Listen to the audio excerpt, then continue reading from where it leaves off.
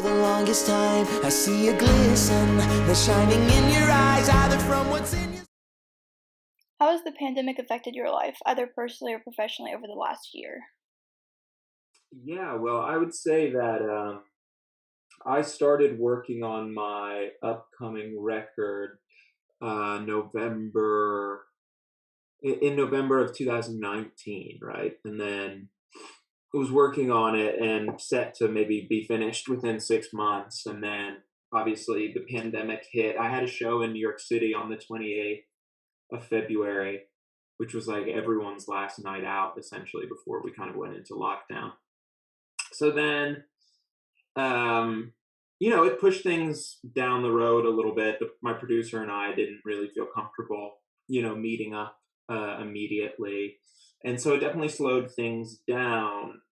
Um, Fast forward through the whole process, what's been great is like I feel so lucky because I've had a project to work on, and the pandemic has served as something to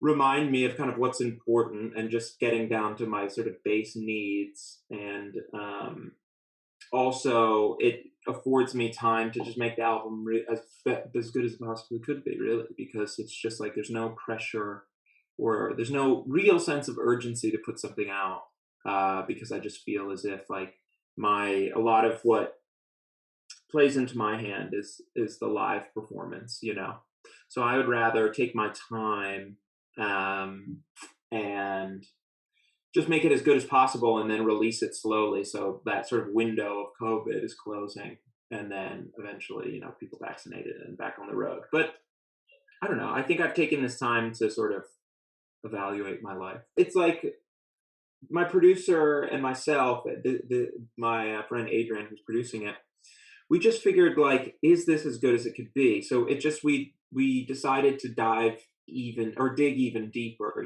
so from that being like, from a lyrical proponent being like, is this good enough? Do I absolutely love this line? If not, then let's change it. Where I feel like in the past, maybe I wasn't as scrupulous or meticulous about all the finer details and being like, well, this sounds good, I like it, so let's just go, and just sort of running off momentum. And then really, like, if I'm giving a history of it, it was like American English. It was like the moment I wrote those songs, they were done, and then I never touched them.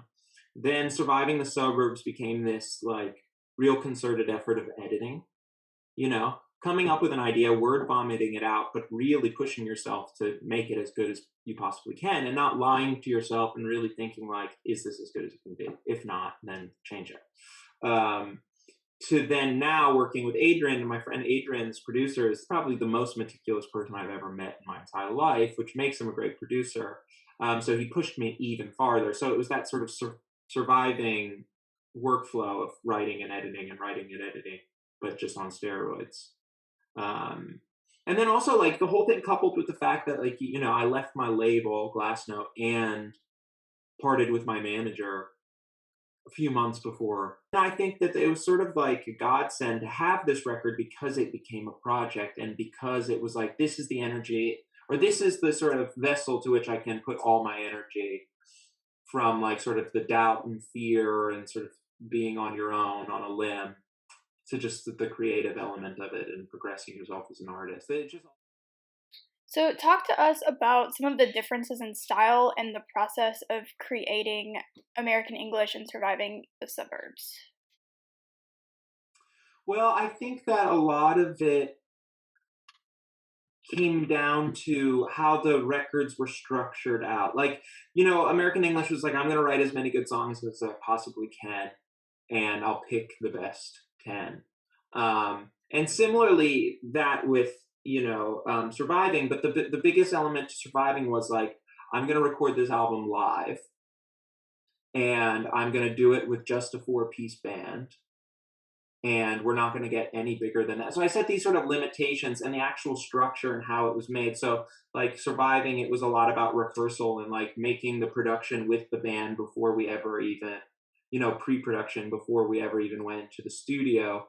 So it was just like, I'm going to take these singer-songwriter kind of elements and just bring it to like this New Jersey rock band, And so kind of that initial structuring of it just changed everything. It was really like looking around my hometown and really like getting back in touch with, like, I don't know, some of the music that I was experiencing at the time, like some of the, you know, pop punk and some of the other things that sort of seeped in without really knowing it.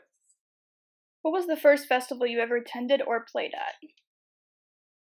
No, not Bonnaroo. Bamboozle in New Jersey was the first festival I ever attended and played at. So I had won like this break contest in Jersey and got a spot at Bamboozle. Like in that year, it was like MGMT and Weezer and all this stuff. So it was like pretty surreal. How old were you when you got that opportunity? Pretty surreal. So that started when I was about 15. My band won, and then we got to play the show, and then we did the contest the next year and played again. That's awesome that you got that opportunity. Have you had any other festival experiences outside of that one? And then in high school, went to Lollapalooza with two of my friends when we were about like 16. And then since then, I've played a bunch, honestly. Like, I obviously enjoy performing at festivals more than attending them. They're so fun as an artist, and also just being in the artist village and seeing the other bands, and like if you happen to know anyone or if someone else is on tour that you see, there's just like this community element to it, and being able to watch any performance. And once you're done with your day, you can just sort of really fuck around. It's fun, you know. Yeah, I honestly, like, when I get to play them, it's my favorite thing. I know some people don't love to do them, but I just don't know how that could be. It's just so fun. You feel like a kid. You're like out, you know, everything is free as well. You're just like, you know. But I love festivals. I definitely enjoy playing them more than I do attending them. Oddly enough, like, I obviously love going to concerts. I can't say I don't. Like, I really do love it. But I think also after like years of touring and playing, you're like, you get jaded or something. So if you're like, if you don't get the hookup or something, you're like, I don't want to like stand in the pit for hours, you know, like all I do is at venues like 24/7. Depends who the artist is, obviously. Like, some people I'm so hyped to see. But when it was thinking of like standing at a show and we had been there for like 2.5 hours, and I'm like, my back is killing me. I'm like, I don't even know if I like concerts, you know? I love playing them, but yeah. What are your favorite artists that you've seen live in concert? A lot. I'm just gonna do sort of rapid fire, the ones that come to mind. That's fine. I played, not played, but I went to see Tame Impala at Terminal 5 a few years ago. That was a great show. I saw, weirdly, like Tears for Fears at Bonnaroo was like this incredible show. I was waiting for D'Angelo, and they were playing the stage just before him, so we decided to go, and that was like weirdly incredible. I took my girlfriend for her birthday a couple years back to see Lizzo at Brooklyn Steel. That sounds like so much fun. Yeah, that was a blast. That was a great show. And also just to be able to see an artist who's like about to explode, you know, right before it happens. Like, I like, just weirdly, she was into a couple Lizzo songs, and then so I got the tickets like as they came out. I just like luckily saw them, and then they sold out and went up like 4 times the price, all of that. But it was a great moment. That, I love that venue. I love going to that venue, honestly. And I played there once or twice before, and it's amazing. Yeah, that's one of the like greatest things I love about concerts and festivals, is because the opening band that you see could turn out to be better, or they enjoy more than the band you actually paid to see, and then no one knows about them, and they just kind of take off, and it's like, wow, I saw them like last year, and no one knew their name. Like, it's so cool. I mean, you feel like you have this little special secret. You know? Yeah. Some people can't let go of that though. Like, and then a band blows up, and then they're like, I hate this fucking band. I hate them. They're popular now. How dare you? Yeah. I definitely feel that one of the struggles of a young artist are similar to that of anyone around this age, of like, what am I doing with my life? Is this ever going to amount to anything? When do I feel as if I'm going to be on solid ground with this, where I don't have to be looking over my shoulder constantly, whether that be financially or whatever. And I think everyone goes through that to some extent, but it's almost like on steroids for a musician in particular, because you see so many of your friends who sort of have gone down more proven paths, right? And there's a sense of security and stability in a lot of that. And I think sometimes when you're an artist and you're kind of living somewhat a fringe lifestyle, you're like, no, it wouldn't be so bad to have a little more security, to feel as if like, I know where my food is coming the next day, and it's all good because I love it so much and I would never choose any other lifestyle. But I think difficulties of it being like, there's not too many people around you, not too many. I mean, obviously I surround myself with a lot of musicians, but of my friends who aren't, which there are many, there's not so many people you can commiserate with at times. You feel a little alone, and there is no proven path. So there's always just this like, the way is very obscured, isn't it? You're like just kind of shooting in the dark a little bit. So talk to us a little bit about what motivates you to keep going during these struggles you face as an artist. But then at the same time, it's like, I don't want to live like a 9 to 5 sort of lifestyle. I just could never do it. I had some like office jobs and stuff when I was younger, and I just cannot do it. So you kind of get over all of it. But that's. I mean, there's loads of struggles, but that's one of them. Yeah. So how were you feeling about music and your career while you were studying music at NYU? Yeah, well, so I did drop out, so yeah, so it did overtake me. But I felt like I just want to be out doing it. I want to just go out and play shows. You don't want to study it. You want to be active. Yeah, I just want to do it. I don't like want to be in a classroom. There's certain things, like, as always is the case, I look back on and I wish I sort of adjusted my mentality on. But it just killed some of the magic of music for me. So I just went to a very modern music program at NYU, which was about like recording and managing yourself and sort of building the tools to be an artist that lives in the day of like streaming and social media and stuff, before it like made the full tilt to what the sort of environment is today. So there was a lot that they were really like, had some foresight on. But I definitely felt like as I started at NYU, I was already down the track of like, I had found a manager at 18. I was like going around to labels and pitching myself. I had showcases in the city at a couple of venues. So I was like sort of on my way, and I felt myself kind of dislocating from my school path, and then in the end, I got a record deal my sophomore year. I finished up my sophomore year at NYU, and then I left.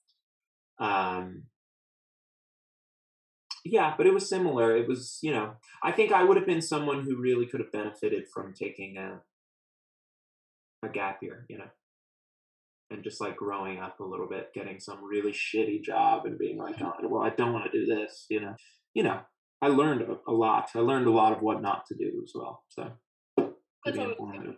Yeah. So tell us a little bit about what you're looking forward to the most about live music resuming. I mean, everything, to even just like from loading in to being in the empty bar that smells like stale beer, to like sitting in the shitty fucking dressing room with like 4 of your friends. But I think like the biggest thing is like when you play a truly great show, there's this collective sort of energy, like the sort of that everyone's putting their kind of hat into, and if it's really a great experience and everyone is in it together, there's just this high you get from it, and it's like anything, and it's extremely addictive. And I remember feeling that for the first time. I did a talent show in eighth grade, and then it just like it went off the walls, like because I was just a very quiet kid, and I moved to a new school, so no one really knew who the hell I was. And then I just decided to do this talent show, and it just like went off. And I just ever since I got that reaction from everyone, and the cheering and the craziness, like it changed me, and I've been chasing it since. But I think it'll be really emotional, like especially, I have a couple songs as well where the crowd really like will sing the whole chorus for me, like a Baby Blue or something like that. And I think that moment when that happens, it'll be like, we're back, we're here. It'll be very surreal, I think I just love performing. So yeah, I think it'll be very emotional. And just being in front of everyone after playing that first song and you get the reaction, it'll be like supercharged. I feel like right now, just with everything going on as an artist, just not having that is just kind of is like weighing, I guess I would say. Like it just feels like part of you is missing almost, maybe. Like Oh yeah. that's how I feel as like a listener, not being able to go to concerts and festivals. I'm like, it just feels like something's not there. Yeah, I completely agree. And, I haven't been on my last tour in a few years, because like I was gearing up to get going and just book my own tour and all of this. And then COVID happened. And so it's been a while. Like I've played my little one offs. That's not the same as a tour, where Yeah. you're like this traveling circus, and you're just experiencing so much. But it definitely, I feel lost at times. I feel very lost. Like, it's a huge part of my purpose. The thing I enjoy most in my life, I can't do. So, what's something positive that we can take away from all of this stuff with the pandemic when it comes to the music industry, and something to kind of look forward to when it's over? Not the same. Nothing will ever match it. I mean, I think the benefit of it all being is like when we come back from this, it's like it's one of the few jobs that can't be automated, Yeah. in the tech revolution. So it's like we long for that human encounter, and shared experience, because it's equal for the crowd too. If you're so into it and it was such an amazing show, we all feel it the same, it's like electric. Um, but yeah, it's tough. It's weighing for sure. I just try, like, I'm kind of one of those people who can compartmentalize pretty well. So I'm like, I refuse to sort of think about it if I know there's no good that will come from it. I think the good that's come from being sad about it is that it's like, I truly do love this so much and I can't wait. I'll never take it for granted ever again. Because you have bad shows and you're like, this sucks, like this is a bad crowd, like all of this, blaming everyone, being mad at yourself. And I just won't ever let it really get to me as hard as it used to, because I'm just like so lucky to do this. And that anyone is showing up. You're in some random city you don't ever go to, and people are here to see it. It's like, be grateful. What have you noticed can have an impact on your shows, and how do you deal with that? Where I can't really call up very many where I was upset before I went on stage. Because what I do is I kind of like do this like mini sort of meditation thing. And I kind of make sure I have some space in the dressing room and people aren't near me or talking to me. I just take 5 minutes where I just sort of sit there and I'm not on my phone or anything. I'm just sort of staring ahead and I'm thinking about my breathing and stuff. So that kind of neutralizes me, whether good or bad. It's like, it just wipes it all clean. And then I'm focused on the show. I mean, what I can say, like, is if I was ever in a really, really bad place, like, especially a few years ago, I was probably drunk. So the show is probably worse. But no, so it's like I need to do that. I've noticed though, if I don't do that meditation, that the show suffers every single time, because you'll have a conversation with someone and then it's like, oh shit, I got to go on stage, and then you're on stage. To be on stage and think like you have to kind of zone in and be like, okay, I'm supposed to be up here. I'm playing for these people, like I've had it where it's like, and that mostly happens at like a hometown show or something. Everyone wants to talk to you. All your old friends are there, whoever. So then, yeah, the show's always worse when that's the case. Or it takes like a while to like warm up into it. So I found it like really important. I need that few minutes to kind of be left alone before and get myself psyched up. When did you start getting interested in music? Stuff like that.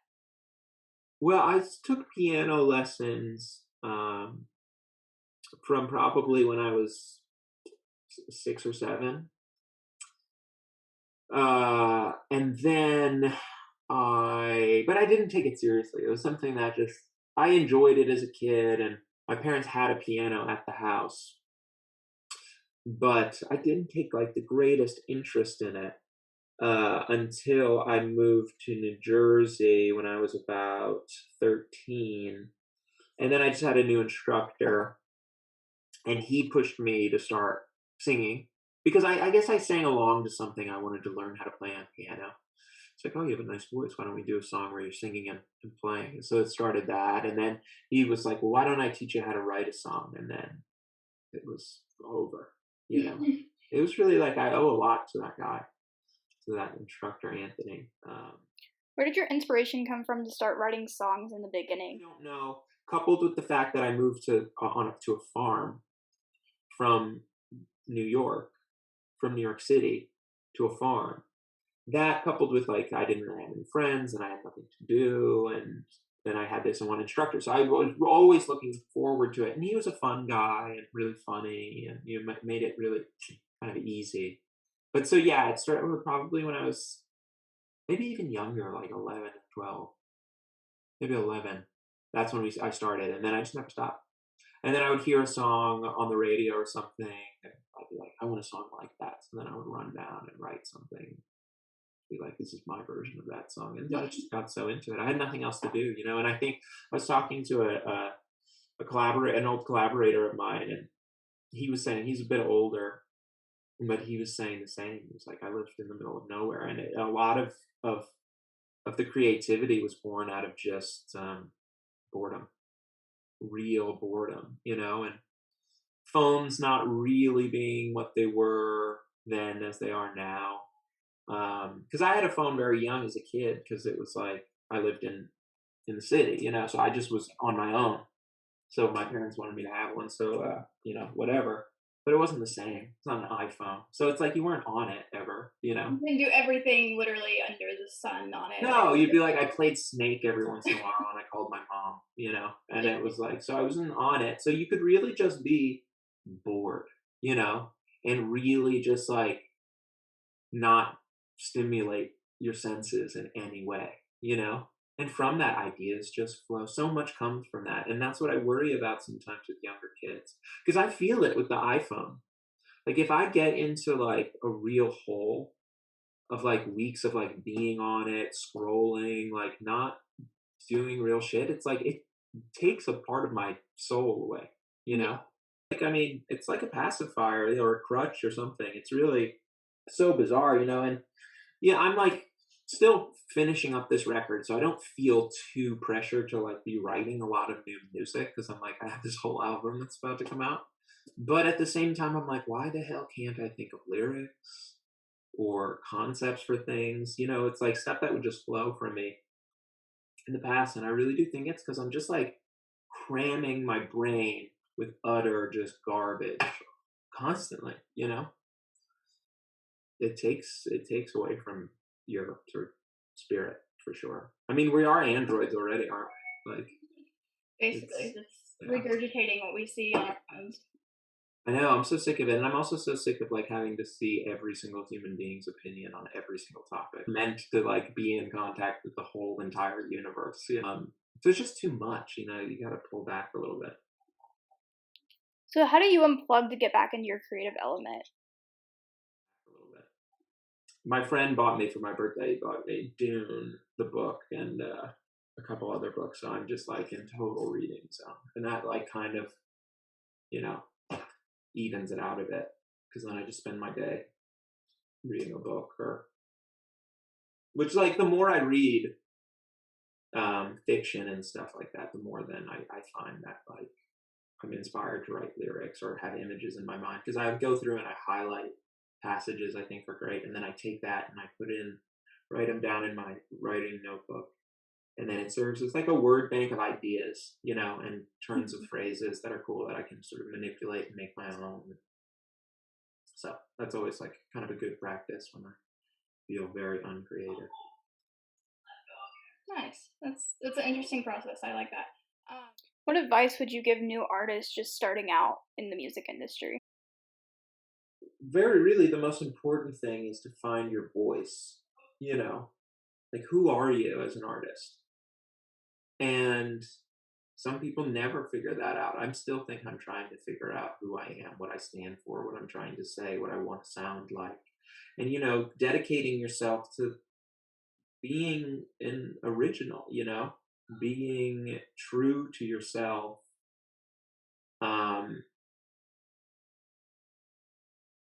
Is really what's, I think, kind of the most important, because everything else is so fickle, it's like success or money or fame, all of that goes away, or is not guaranteed. So it's like, what is the bedrock for you and your artistry? And because if you have something that's always constant and you always sort of have a direction, none of it matters, and so you can navigate the good and bad times. If you're sort of chasing trend, I mean, it depends what you want, but if you're an artist, if you feel that you're an artist or writer,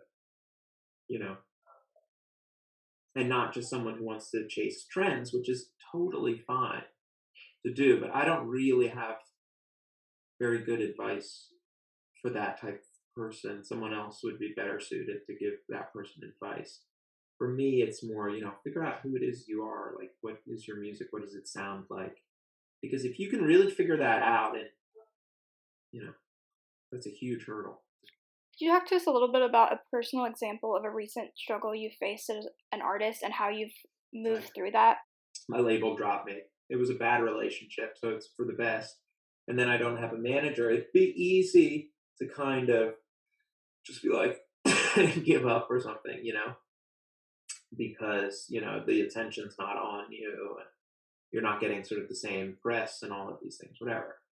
But for me, it's like, I just am working on this album and it's the best one I've made.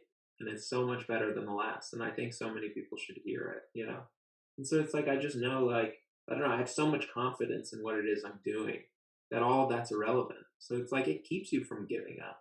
You just have a purpose. You're like, I want to just put out this amazing, like what I consider to be amazing music out into the world, to make it maybe just a little bit of a better place. So talk to us a little bit about your upcoming album.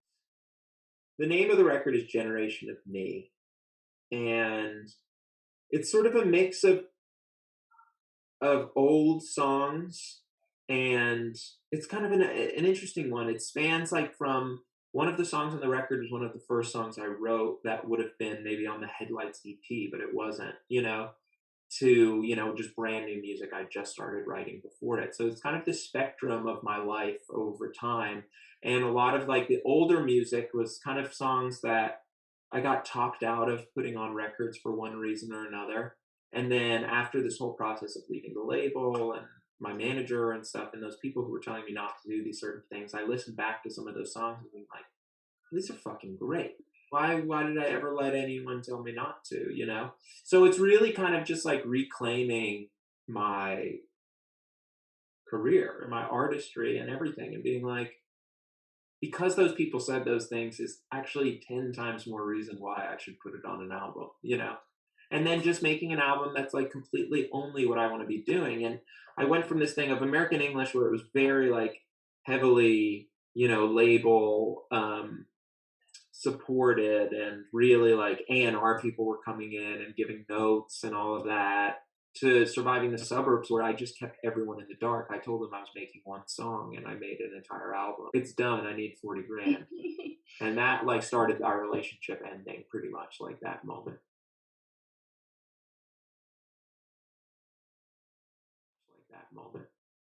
But I was like, I just can't have these guys coming in who just are like trying to like justify their paycheck by giving like completely just meaningless notes.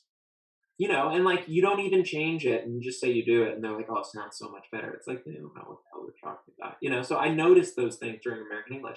And then now going to like from Surviving, where I sort of like kept everyone at arm's distance, to Generation, where I don't even have to consider that. I'm just on my own anyway.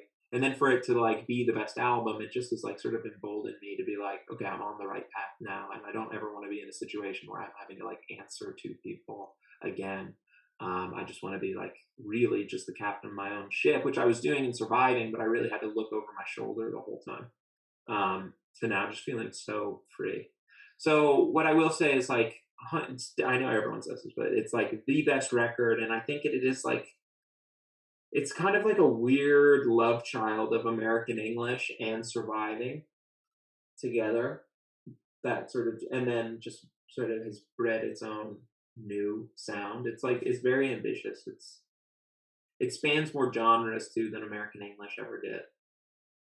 I don't know. We just like, I just felt like we took like a lot of risks, you know. So much of what the music industry is like predicated upon to keep artists in line is fear, you know, fear-based tactics. So it just becomes like, it becomes very homogenized. Like a lot of the music sounds so similar because they're like, if it doesn't sound like this, then it won't play on radio. And if you don't lower this or like raise this vocal and lower this hi-hat, then no one's going to play it. You know, it's like all that kind of stuff. So, and that's part of the reason it's Generation of Me, the album title. You know, it's like, this is me. This is about me. This is my project. Fuck everybody else. You know? Okay. So I live and die by that, but at least I'll know like I did everything I could and I didn't sort of acquiesce to some like label overlord. I didn't really think about that aspect before of, well, that's probably because the labels are telling them that it's not going to do anything if they don't follow this like basic standard. Yeah, no one's going to listen to it. No one gets it. Like, it's all fear. It's always has been fear. And it's like I was so young when I signed, you know, I was only 18, 19 years old. And you have that inner, like that, like adrenaline of like, oh my gosh, someone wants to sign me. Like, this is so exciting. Yeah. You feel like someone who's like, you know, being like really sort of manipulated, like someone in a relationship or something, to feel like they're less than, and that like they're so lucky to be in the situation they're in, which is just bullshit. But yeah, they use fear, and then, you know, you're so young when you sign, so you're like, for me, it was like, I just want to make music. This is so fun. Like, I'm just going to make records. I'm going to make videos. I didn't realize sort of like all the politics of it all. Yeah. And realizing that this person is telling you this because they have this agenda, like they have some sort of agenda. And so sort of having to analyze everything everyone was saying, it became very exhausting, you know. And like, you know, you're sort of getting bribed to make decisions, you know, as well. Like there were disputes over songs to be put on American English, and then like I'm all of a sudden being taken to like a Yankees game and like they're giving me booze and food, and I'm like, why are we doing this? You know what? It's just like, yeah, all that kind of stuff. They try to buy you and they scare you and stuff. I mean, and there's no one ever to blame, right? It's like a greater beast. It's like, well, how do we stop this? You know? I feel like that can be disappointing as like we're younger, like that kind of like reality check of like, oh, they don't just want me to do my thing and they don't want just my like talent and stuff like that. They want to use me for their, they just want to make money. purposes. Yeah, exactly. Yeah. That's all they want to do. I feel like that can like hurt an artist when they kind of come to reality with that at first. There's definitely like some irreparable damage that was done, you know, just mentally on my end. And they almost did a great job of like making me resent music indefinitely, you know. But I clawed kind of my way back into it to get to this album and be like, okay, I just own this shit again, you know. But definitely I was like, maybe I'm out, you know. Like this is just like not fun. I'm not having any fun anymore. And then it's like, well, why? This is supposed to be fun. Like, why else would you be a musician? You know, because it's like there's definitely a lot of better ways to make money and feel comfortable. So you really like, if you don't have a love for it, then it's like you're just torturing yourself pretty much. So I'm just happy to like have gotten out the other side of like the whole sort of like label, you know, machine. relatively unscathed, and like now making this record that's dope and loving it. Really excited for what the future holds. But it's like you kind of have to go through all that. Like we were saying before, it's like you got to do the shit job to know you don't want to do it. It's like you have to have some bad experiences to never get yourself back. You know what the good ones are, what you're kind of shooting for. Yeah, and then the good ones become so much more sweet. But like for instance, I'll never end up in a label deal like I was in, when I was 19. It just won't ever happen because I just know what's on the other end of it, and I'm never gonna be so desperate like that again. I'd be like, I'll just go on my own, do it, like make less money, but like do what I like. Then I'm glad you got that independence, and like you said, we're able to get out of it with minimal damage. Yeah. Well, they just really like chip away at your ego as best they can. Well, thank you so much for doing this, and it was awesome to get to talk with you. I think like 6 years ago, like when you first started, you popped up on my Spotify or something, and then I started this website, and I was like, oh my gosh, I know someone that would be awesome for this. So well, I'm so thankful, and I'm glad to have done it. It was a good time. Really appreciate it. Surrounding us, oh, but it's too